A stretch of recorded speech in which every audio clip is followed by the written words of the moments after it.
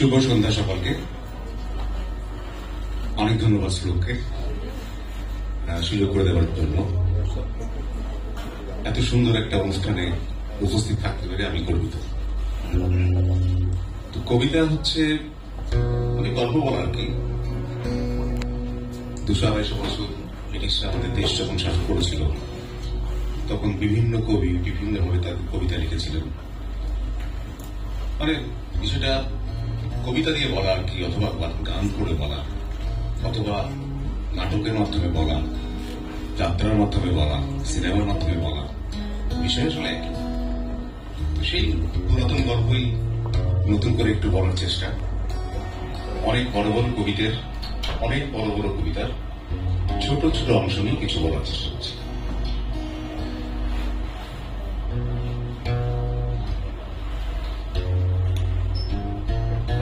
জাগুন জাগুন পাড়াই আগুন পাড়ে উহু, মগজি প্রভূত দম্ভূত কুত আহা উহু, মনের মহল দিচ্ছে টহল মিছে উহু, এখনো জাগুন পাড়াই আগুন পাড়ে উহু। এই আহ্বানে সাড়া দিয়ে সেদিন রাত্রে সারা কাক দ্বীপে হরতাল হয়েছিল। সেদিন আকাশে জল ভরা মেঘ বৃষ্টির বেদনাকে বুকে চেপে ধরে থমকে দাঁড়িয়েছিল। এই পৃথিবীর আলো বাতাসের অধিকার পেয়ে পায়নি যে শিশু জন্মের ছাড়পত্র, তারই দাবি নিয়ে সেদিন রাত্রে সারা কাক দ্বীপে কোনো কাছে কোনো কুড়িরা ফুটেনি, কোনো অঙ্কুর মাথাও তোলেনি। প্রজাপতি যত আরো একদিন গুটি পোকা হয়েছিল। সেদিন রাত্রে সারা কাক দ্বীপে হরতাল হয়েছিল। শুধু কার্তিকের নয়, অগ্নিকোণের তল্লাটে জুড়ে দুরন্ত ঝরে তোলপাড় কালা পানি, খুন হয়ে যায় সাদা সাদা ফেনা ঘুম ভাঙা দলবদ্ধ ঢের কুলোধার তলোয়ারে। বনে জঙ্গলে ছটপট করে প্রতিহিংসার পাখা, কাঁধের জুয়ালে ছুঁড়ে ফেলে দিয়ে ধনুকের মতো বাঁকা পেটগুলো টান করে ঘুরে দাঁড়ায় অগ্নিকোণের মানুষ। এটাকে বিনাকে টিমের কলিতে বাবারিতে বনে নস্কার দ্বীপে সোনাপলা হীরাপতি দুদারে উপত্যকায় বদ্বীপে নীলকান্ত মণির ঝিলিমিলি দেশে স্বামী কম্বোজে আনামি পাহাড়ে বেগম নদীর বান্নাকা জলে ঘুম ভেঙে ওঠা অগ্নিকোণের মানুষ। রক্তের বাগে শত্রুকে বুকে অন্ধকারের বুকে হাঁটু দিয়ে দুহাতি উপড়ে আনে দুঃশাসনের ভিত। মেঘে মেঘে তারা চকমকি ঢুকে পথের নিশানা করে, বজ্রের সুরে বেঁধে নেয় গলা হাঁকে। দিন এসে গেছে বাইরে, রক্তের দামে রক্তের ধার সুদবার। দিন এসে গেছে বাইরে, বিদেশি রাজের প্রাণ ভমরাকে নখে নখে টিপে মারবার। দিন এসে গেছে লাঙলের ফালে আগাছা উপড়ে ফেলবার। দিন আসে ভাই, কাস্তের মুখে নতুন ফসল তুলবার। বাংলাদেশে নিরক্ষা আকাশ নীল, হাজার হাজার তারা ওই নীলে অবহিত। আর নিচে গ্রাম গঞ্জ হাট জনপদ লোকালয় আছে 70,000। ধবল দুধের মতো জ্যোৎস্না তার ঢালিতেছে চাঁদ পূর্ণিমা। নষ্ট ক্ষেত, নষ্ট মাঠ, নদী নষ্ট, বীজ নষ্ট, বড় নষ্ট যখন সংসার, তখন হঠাৎ কেন দেখা দেয় নীলক্ষণে নীলে তীব্র শীষ দিয়ে এত বড় চাঁদ। অতি অকস্মাৎ স্তব্ধ ধার দেহ ছেড়ে কোন ধ্বনি, কোন শব্দ, কিসের প্রভাব। কোন হয়ে আসুন সকলে, কোন হয়ে আসুন সকলে, আমার বিরোধী আজ স্থির হয়ে বসুন সকলে। অতীত হঠাৎ হাতে হানা দেয় মরা আঙিনায়। আবারও বাংলার গুছি মরে পড়ে যায়, নুরুল দিনের কথা মনে পড়ে যায়। যখন শকুন নেমে আসে সোনার বাংলায়, নুরুল দিনের কথা মনে পড়ে যায়। যখন আমার দেশ ছেয়ে যায় দালালের আলখাল্লায়, নুরুল দিনের কথা মনে যায়। যখন আমার স্বপ্ন লুট হয়ে যায়, নুরুল দিনের কথা মনে পড়ে যায়। আসুন আসুন তবে আজ এই প্রশস্ত প্রান্তরে, যখন স্মৃতির দুধ জ্যোৎস্নার সাথে ঝরে পড়ে, তখন কে থাকে ঘুমে, কে থাকে ভিতরে, কে একা নিঃসঙ্গ বসে অশ্রুপাত করে। সমস্ত নদীর অশ্রু অবশেষে ব্রহ্মপুত্রে মেশে। নুরুল দিনের কথা যেন সারা দেশে পাহাড়ি ঢলের মতন নেমে এসে সমস্ত ভাষায় অভাগা মানুষ যেন ঝোঁকে ওঠে আবার এই আশায় যে আবার নুরুদ্দিন একদিন আসিবে বাংলায়, আবার নুরুদ্দিন একদিন কাল পূর্ণিমায় দিবে ডাক, জাগো বাহে উঠে সবাই। ওরা মাঠে মাঠে বসন্ত উঠুক জেগে থাকে, এটাই তো আমাদের সবার কামনা, আমরা তো সেটাই চাই। এতদিন কিছু একা থেকে খেলেছি একাই, পরাজিত প্রেম তরুণ তীরে কেঁদেছে আঘাত, আর যা কঠিন পাথরে প্রাপ্য হয়নি করাল দুপুরে, নির্মম ক্লেদে মাথা রেখে রাত কেটেছি প্রহর বেলা। এই খেলার কতবার আর কত জীবন কিছুটা তো চাই। হোক মিথ্যে প্রবোধ, অভিলাষী মন, চন্দ্রের নাবাক, জ্যোৎস্নাই বাক সামান্য ঠাঁই, কিছুটা তো চাই। সুভাষ মুখোপাধ্যায়, সলিল চৌধুরী, সৈয়দ শামসুল হক, রুদ্রনাথ, জয়ন্ত সমিতি কোথা থেকে অংশ।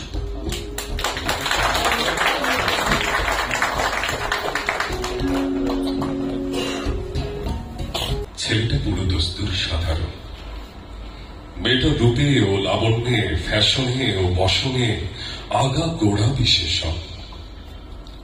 এক ঝাঁক প্রজাপতি উচ্ছল তরুণের ভিড়ে ছেলেটা একেবারে অপান্তেয়, তবু অতি বড় সাহস করে একদিন বলেই ফেলল, আমার সাথে চা খাবে? ছেলেটা এমন দুঃসাহসী অফারে অবাক মেয়েটি কি জানি কি মনে করে বলল, চলো।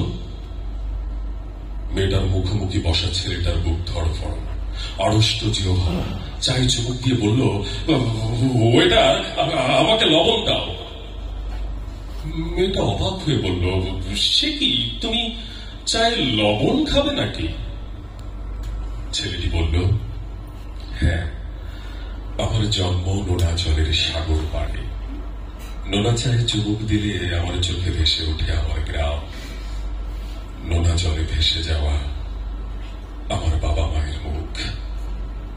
মেয়েটি অবাক হয়ে শুনল ছেলেটির কথা, তারপর বলল, জানো, আমি কোনোদিন সাগর দেখিনি। আমার বাড়ি পাহাড়ে, ওখানে গা ছুঁয়ে উড়ে যায় কোমল মেঘ পাখির মতো। সাগর আর পাহাড়ের গল্প ক্রমেই নিবিড় হলো দিনে দিনে, তারপর যা হয় আর কি, প্রেম, বিয়ে, সংসার এবং শেষে বুড়ো ও বুড়ি। বুড়ো মরার আগে বুড়ির হাতে একটা চিঠি দিয়ে বলল, আমি মরার পরে খুলবে।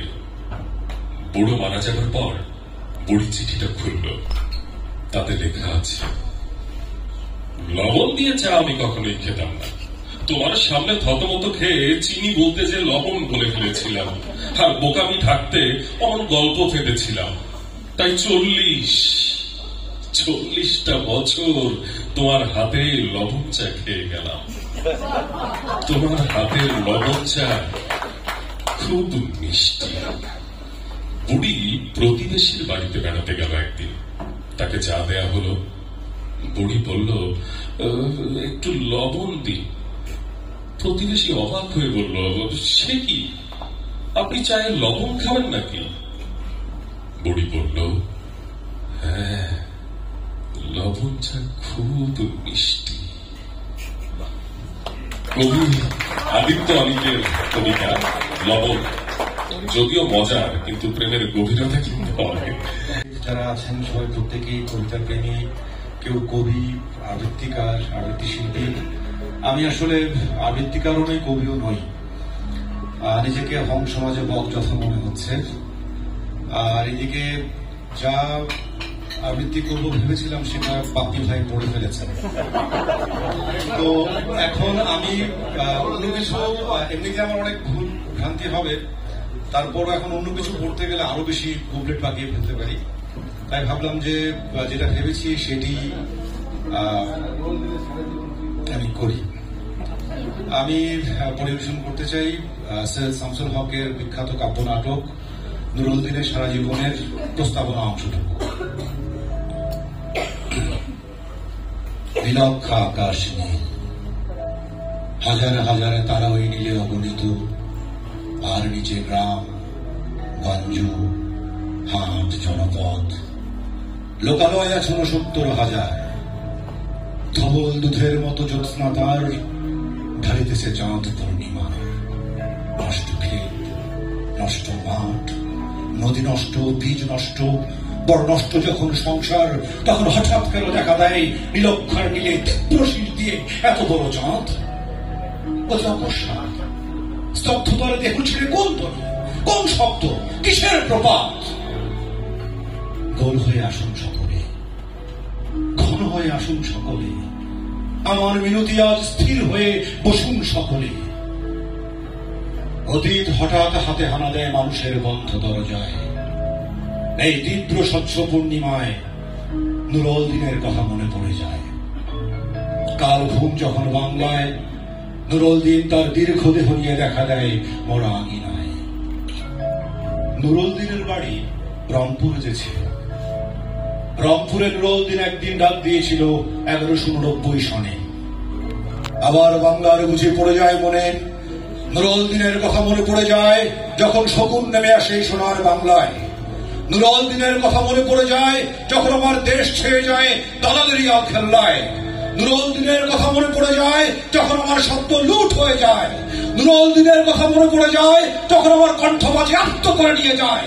নুরুল দিনের কথা মনে পড়ে যায় যখন আমারই দেশে আমারই দেহ থেকে রক্ত ঝরে যায় ইতিহাসের প্রতিটি পৃষ্ঠায়। আসুন তবে আজ এই প্রশস্ত প্রান্তরে যখন স্মৃতির দুধ জ্যোৎস্নার সাথে ঝরে পড়ে, তখন কে থাকে ঘুমে, কে থাকে ভেতরে, কে একা নিঃসঙ্গ বসে অশ্রুপাত করে। অবশেষে সমস্ত নদীর অশ্রু ব্রহ্মপুত্রে এসে মেশে। নুরুল দিনের গলাও যেন পাহাড়ি ঢলের মতো নেমে এসে সমস্ত ভাষায়। অভাগা মানুষ যে ওঠে আবার এ আশায় যে আবার নুরুল দিন একদিন আসবে বাংলায়, আবার নুরুল দিন একদিন কাল পূর্ণিমায় দিবে ডাক, জাগো বাহে কণ্ঠে সবাই।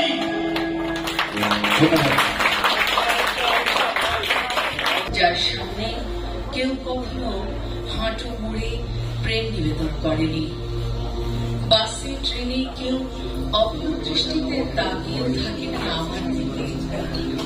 বিয়ে বাড়িতে গিয়ে কোনো অপরিচিত ছেলে আমার ফোন নাম্বারও চাইনি কখনো। কোনো পুরুষ আমাকে নিয়ে দু এক লাইন কবিতাও লিখিনি।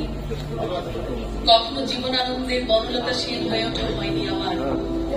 রক্ত গরমের নন্দিনীকে দেখে কেমন যেন হিংসে হতো, সবাই ওকে কত পছন্দ করত। আমার মধ্যে অসাধারণ কিছু নেই, না ভালো গাইতে পারি গান, মূর্তি শিল্পীদের নামগুলো ঠিক করে জানা নেই, নাচের কিছুই জানি না। এমনকি ডিজে বাজলে যেখানে সবাই আনন্দ পায়, আমার কেমন যেন কানে তালা লাগে। আঁকার হাত সেটা মাধ্যমিকের খাতায় রুই মাছ বা মানুষের হৃৎপিণ্ডেই সীমাবদ্ধ। পড়াশোনা যেখানে সবসময় আমি মধ্যমানের, মাধ্যমিকে সেকেন্ড ডিভিশন, উচ্চ মাধ্যমিকে কোন রকম ফার্স্ট ডিভিশন। না, সবার সাথে কথা বলতেও পারি না।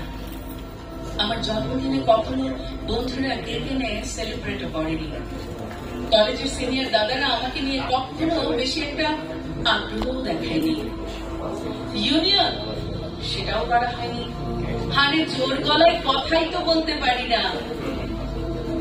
কিছু কিছু মানুষ থেকে যায় খুব সাধারণ, কেউ খুব একটা তাকায় না তাদের দিকে, না রূপ না গুণ, সবকিছুতেই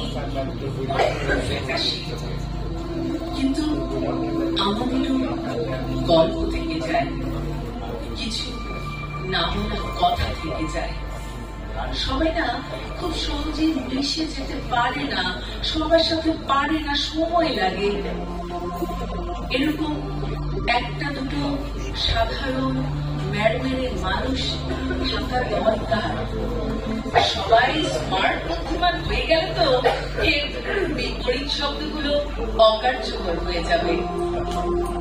আমি সেই সাধারণ মেয়েটা।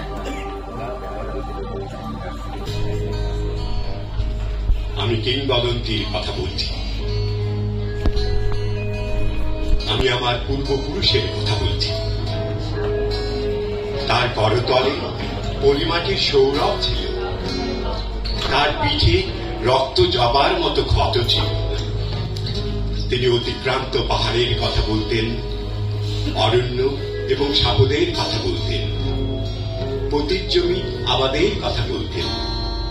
তিনি কবি এবং কবিতার কথা বলতেন। জিহ্বায় উচ্চারিত প্রতিটি মুক্ত শব্দ কবিতা, বর্ষিত জমির প্রতিটি শস্য দানা কবিতা। যে কবিতা শুনতে জানে না, সে ঝড়ের আর্তনাদ শুনবে। যে কবিতা শুনতে জানে না, সে দিগন্তের অধিকার থেকে বঞ্চিত হবে। যে কবিতা শুনতে জানে না, সে আজন্ম কৃতদাস থেকে যাবে। আমি উচ্চারিত সত্যের মতো স্বপ্নের কথা বলছি। উনুনের আগুনে আলোকিত একটি উজ্জ্বল জানালার কথা বলছি। আমি আমার মায়ের কথা বলছি। তিনি বলতেন, প্রবহমান নদী যে সাঁতার জানে না, তাকেও ভাসিয়ে রাখে। যে কবিতা শুনতে জানে না, সে মাছের সঙ্গে খেলা করতে পারে না। যে কবিতা শুনতে জানে না, সে নদীতে ভাসতে পারে না। যে কবিতা শুনতে জানে না, সে মায়ের কোলে শুয়ে গল্প শুনতে পারে না। আমি কিংবদন্তির কথা বলছি। আমি আমার পূর্বপুরুষের কথা বলছি। আমি বিচলিত স্নেহের কথা বলছি, গর্ভবতী বোনের মৃত্যুর কথা বলছি। আমি আমার ভালোবাসার কথা বলছি। ভালোবাসা দিলে মা মরে যায়, যুদ্ধ আসে, ভালোবেসে মায়ের ছেলেরা চলে যায়। আমি আমার ভাইয়ের কথা বলছি। যে কবিতা শুনতে জানে না, সে সন্তানের জন্য মরতে পারে না। যে কবিতা শুনতে জানে না, সে ভালোবেসে যুদ্ধে যেতে পারে না। যে কবিতা শুনতে জানে না, সে সূর্যকে হৃৎপিণ্ডে ধরে রাখতে পারে না। আমি কিংবদন্তির কথা বলছি। আমি আমার পূর্বপুরুষের কথা বলছি। আমি স্ত্রীলক্ষ মানুষের সশস্ত্র অভ্যুত্থানের কথা বলছি। শ্রেণীযুদ্ধের অলিন্দে ইতিহাসের বিচরণের কথা বলছি। আমি ইতিহাস এবং স্বপ্নের কথা বলছি। স্বপ্নের মতো সত্য ভাষণ ইতিহাস, ইতিহাসের আনন্দিত অভিজ্ঞান কবিতা। যে বিনিদ্র, সে স্বপ্ন দেখতে পারে না। যে অসুখী, সে কবিতা লিখতে পারে না। যে উদ্গত অঙ্কুরের মতো আনন্দিত, সে কবি। যে সত্যের মতো স্বপ্নভাসী, সে কবি। যখন মানুষ মানুষকে ভালোবাসবে, তখন প্রত্যেকে কবি। আমি কিংবদন্তির কথা বলছি। আমি আমার পূর্বপুরুষের কথা বলছি। আমি বিচলিত বর্তমান এবং অন্তিম সংগ্রামের কথা বলছি। আমার সন্তানেরা, আমি তোমাদের বলছি, যেদিন উচ্চারিত প্রতিটি শব্দ সূর্যের মতো সত্য হবে, সেই ভবিষ্যতের কথা বলছি। আমি ভবিষ্যতের কবি এবং কবিতার কথা বলছি। দীর্ঘদেহ পুত্রগণ, আমি তোমাদের বলছি, আমি আমার মায়ের কথা বলছি, বোনের মৃত্যুর কথা বলছি, ভাইয়ের যুদ্ধের কথা বলছি। আমি আমার ভালোবাসার কথা বলছি। আমি কবি এবং কবিতার কথা বলছি। সশস্ত্র সুন্দরের অনিবার্য অভ্যুত্থান কবিতা। সুপুরুষ ভালোবাসার সুকণ্ঠ সঙ্গীত কবিতা। রক্ত জবার মতো প্রতিরোধের উচ্চারণ কবিতা। জিহ্বায় উচ্চারিত প্রতিটি মুক্ত শব্দ কবিতা। আমরা কি তার মতো কবিতার কথা বলতে পারবো? আমরা কি মুক্তিযোদ্ধাদের মতো স্বাধীনতার কথা বলতে পারবো? আমরা কি আবু সাইদের মতো গণঅভ্যুত্থানের কথা বলতে পারবো? আমরা কি মুগ্ধের মতো বিপ্লবের কথা বলতে পারবো? আমরা কি তাদের মতো কবিতার কথা বলতে পারবো? অনেকদিন থেকেই আমার একটা পাহাড় কেনার শখ, কিন্তু পাহাড় কে বিক্রি করে তা জানি না। যদি তার দেখা পেতাম, দামের জন্য আটকাতো না। আমার নিজস্ব একটা নদী আছে, সেটা দিয়ে দিতাম পাহাড়টার বদলে। কে না জানে পাহাড়ের চেয়ে নদীর দামই বেশি। পাহাড় স্থান, নদী বহমান, তবু আমি নদীর বদলে পাহাড়টাই কিনতাম, কারণ আমি ঠকতে চাই। নদীটা অবশ্য কিনেছিলাম একটা দ্বীপের বদলে। ছেলেবেলায় আমার বেশ ছোট্ট খাদ্য ছিমছাম একটা দ্বীপ ছিল, সেখানে অসংখ্য প্রজাপতি। শৈশবের দ্বীপটি ছিল আমার বড় প্রিয়। আমার যৌবনে দ্বীপটি আমার কাছে মাপে ছোট লাগলো। প্রবহমান ছিপছিপে তন্নি নদীটি বেশ পছন্দ হলো আমার। বন্ধুরা বলল, ওইটুকু একটা দ্বীপের বিনিময়ে এত বড় একটা নদী পেয়েছিস, খুব জিতেছিস তো মায়েরি। তখন জয়ের আনন্দে আমি বিহ্বল হতাম। তখন সত্যি আমি ভালোবাসতাম নদীটিকে। নদী আমার অনেক প্রশ্নের উত্তর দিত, যেমন, বলতো আজ সন্ধ্যাবেলা বৃষ্টি হবে কিনা। সে বলতো, আজ এখানে দক্ষিণ গরম হাওয়া, শুধু একটি ছোট্ট দ্বীপে বৃষ্টি, সে কি প্রবল বৃষ্টি, যেন একটা উৎসব। আমি সেই দ্বীপে আর যেতে পারি না। সে জানতো, সবাই জানে, শৈশবে আর ফেরা যায় না। এখন আমি একটা পাহাড় কিনতে চাই। সেই পাহাড়ের মায়ের কাছে থাকবে গহন অরণ্য। আমি সেই অরণ্য পার হয়ে যাব। তারপর শুধু রুক্ষ কঠিন পাহাড়, একেবারে চূড়ায়, মাথার খুব কাছে আকাশ, নিচে বিপুলা পৃথিবী, চরাচরে তীব্র নির্জনতা। আমার কণ্ঠস্বর সেখানে কেউ শুনতে পাবে না। আমি ঈশ্বর মানি না, তিনি আমার মাথার কাছে ঝুঁকে দাঁড়াবেন না। আমি শুধু 10 দিককে উদ্দেশ্য করে বলবো, প্রত্যেক মানুষই অহংকারী। এখানে আমি একা, এখানে আমার কোনো অহংকার নেই। এখানে জয়ী হবার বদলে ক্ষমা চাইতেই ভালো লাগে। হে 10 দিক, আমি কোনো দোষ করিনি, আমাকে ক্ষমা করো, ক্ষমা করো, ক্ষমা করো। আমি তোমাকে স্পর্শ করতে গিয়ে গুটিয়ে নিয়েছি হাত, সে কথা ঈশ্বর জানেন। কতবার যে তোমাকে ভালোবাসার কথা বলতে গিয়েও সে কথা বলিনি, সে কথা আমার ঈশ্বর জানেন। তোমার হাতের মৃদু করা নাড়ার শব্দ শুনে জেগে উঠবার জন্য দরজার সঙ্গে চুম্বকের মতো আমি গেঁথে রেখেছিলাম আমার কর্ণযুগল। তুমি এসে আমাকে ডেকে বলবে, এই উঠো, আমি আর আমি একই শুনলাম, এমত উল্লাসে নিজেকে নিক্ষেপ করব তোমার উদ্দেশ্যে। কতবার যে এরকম একটি দৃশ্যের কথা মনে মনে কল্পনা করেছি, সে কথা আমার ঈশ্বর জানেন। আমার চুল পেকেছে তোমার জন্য, আমার গায়ে জ্বর এসেছে তোমার জন্য। আমার ঈশ্বর জানেন আমার মৃত্যু হবে তোমার জন্য। তারপর অনেক দিন পর একদিন তুমিও জানবে আমি জন্মেছিলাম তোমার জন্য, শুধু তোমার জন্য। ধন্যবাদ সবাইকে।